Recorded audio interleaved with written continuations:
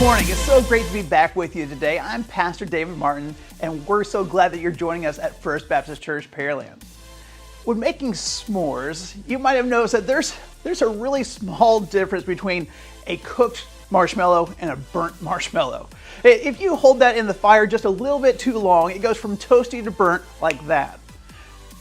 The heat of the campfire is nothing compared to the heat of the furnace that Shadrach, Meshach, and Abednego had to face in Daniel chapter 3. You see, the king had made this declaration that everybody had to bow down and worship an idol. Well, Shadrach, Meshach, and Abednego said, no, we will not do that. And even though they were brought before the king, and the king was telling them they have to do this or they will be put to death, they said, no, we will not do this. And then they say this: we know that God is able to rescue, and he is the one that's going to provide for us. And then in verse 18, there's this remarkable just kind of declaration of their love and dependence on God. And they say this: even if he does not, we will not bow down and worship the idol. Man, this is a powerful moment for Shadrach, Meshach, and Abednego.